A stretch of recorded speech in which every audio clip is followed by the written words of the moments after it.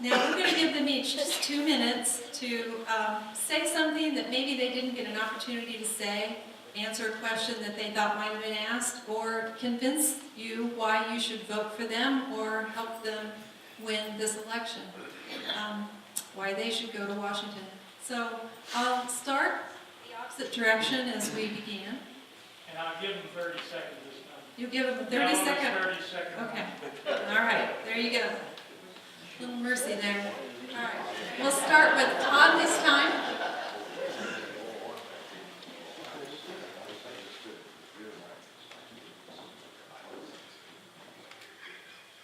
I think the fundamental question I want to ask you is, do you believe the parties respond to you today? No.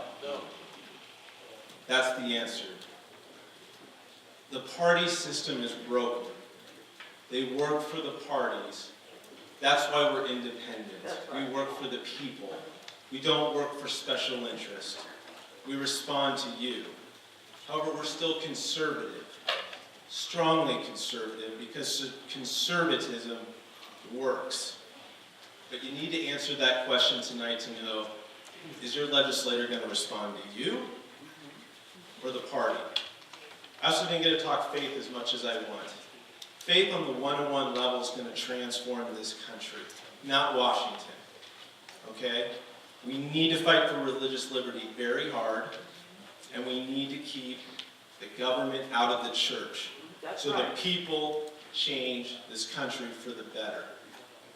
Those are two huge issues. Finally, we're at a moment of time where sacrifice is needed. We can't placate people anymore. It's time to deal with tough decisions with honest answers, because we care about the liberty of this country for the long term, for our kids, for what we were given by our forefathers. How blessed were we? Are we thankful for the blessings that we were able to receive? Let's pass them on. We owe the next generation that right. If I go to Washington, you can count on capitalism, conservatism, and a man that's going to fight for your religious liberties. I don't have any money behind me that I have to respond to. I haven't committed an allegiance to a leader that has compromised principles or got us to these situations. I am completely independent because I care about my people where I'm from. Thank you. Thanks, Todd. We were in Gothenburg 2 weeks ago, and a little old lady came up to me after a town hall, and she reminded me the story of when Benjamin Franklin was leaving the Constitutional Congress. And I didn't need to be reminded much, because it was actually the third time in about a month that someone in Nebraska had reminded me of this great story. We live in a great state. There are lots of reasons to be pessimistic about Washington, but we can be optimistic about the men and women of this great state. And this lady said to me, she said, "Do you remember what happened to Benjamin Franklin as he's leaving the Constitutional Congress? A woman came up to him and said, 'Mr. Franklin, what kind of government did you build for us?' And he said, 'It's a republic, if you can keep it.' It is on us as the people to pass on the meaning of America to our kids and grandkids." Todd's right. Business as usual doesn't work in Washington right now. It isn't just the Democrats, it's also the Republicans that are a key part of this problem. The conservative movement needs to be revivified. We need to have a constitutional recovery moment. And I'm grateful for the fact that the National Review put me and our campaign on its cover this week. It's only the third time in 70 years that they've ever put a candidate on the cover. And they say that we need a different kind of conservatism that can actually persuade people. I'm a seriously conservative guy, but I'm also a problem solver who thinks we want to persuade our neighbors, and we want to persuade the next generation of what America means. We need to go out and win more people to the cause. We need to grow the conservative movement. We need pro-lifers. We need Second Amendment folks. We need constitutional conservatives or Tea Partiers. We need to expand this movement. I'm grateful for you all coming out tonight, and would covet your consideration for your vote. You can learn more about our project at sassfornebraska.com. Thanks for your time. Well, I too want to thank you for your time tonight. I know it's been a long night, a lot to take in, and I appreciate, especially those in this room that have already gotten behind my campaign.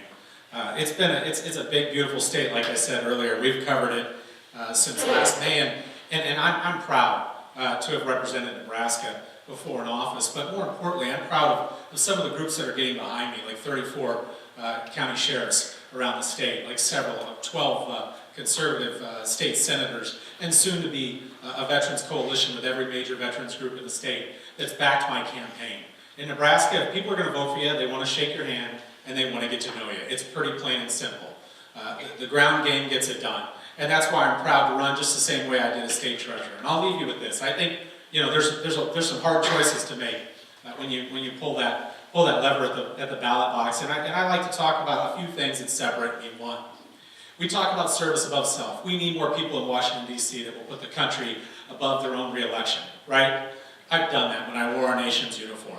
I've served our country, and I put it 32 emergency landings later. I know tomorrow's never promised, and I know what it's like to lose your freedom. Number two, as a state treasurer, I kept my promises. I know what it's like to shrink government. I know how hard it is to bring transparency, but it can be done, and I've done it. And finally, as an entrepreneur, I know what it's like to sign the front of a paycheck, not just the back of a paycheck. I know what it's like to look your wife in the eye, quit a good job as a partner in a large insurance firm, and tell her everything's going to be fine when you're scared out of your mind.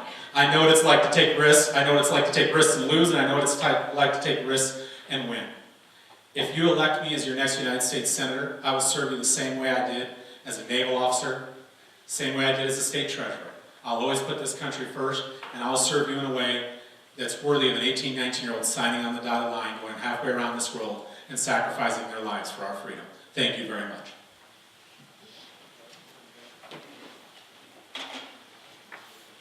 Freedom has worked.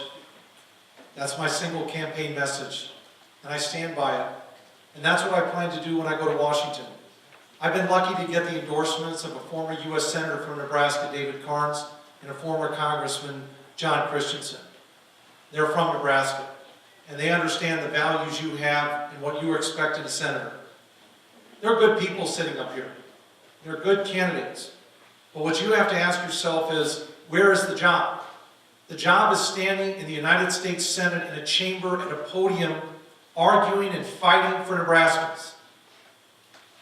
I've been a business lawyer for 29 years. I was an accounting major. I understand the economic principles that drive businesses to grow and our economy to expand.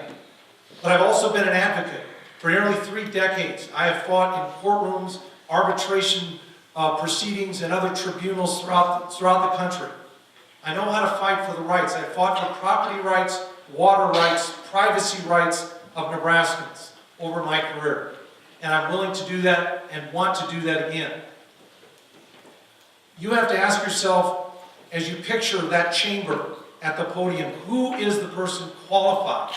Who's got the background to stand there and argue for Nebraskans and their values?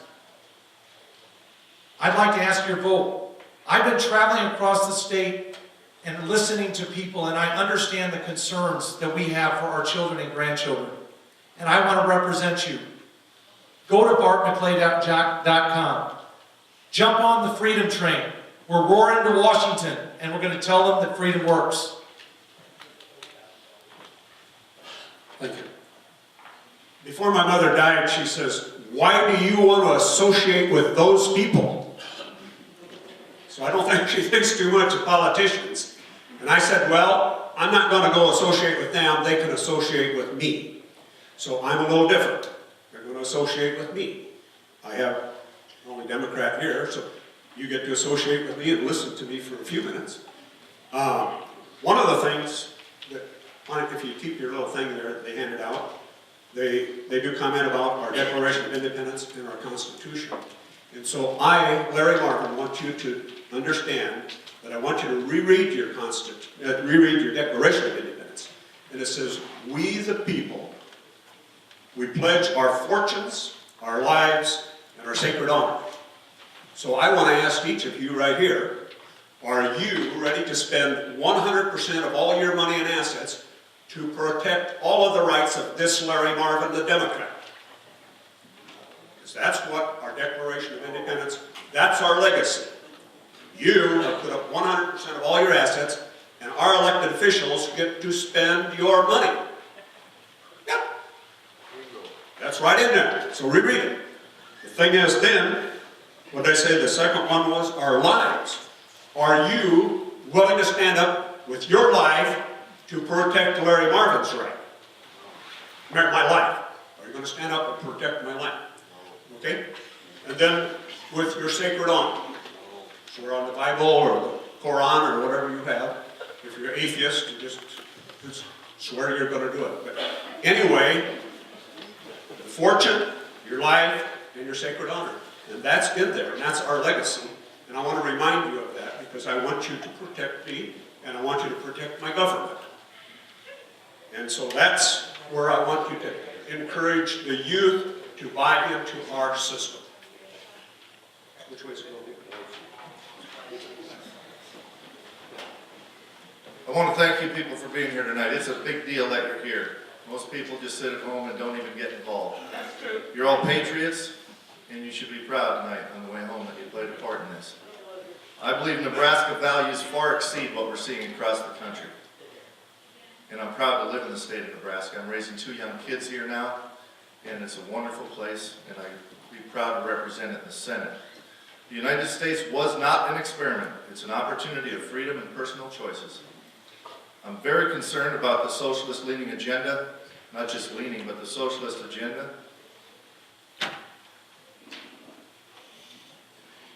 Well, let me tell you, these people in power know exactly what they're doing.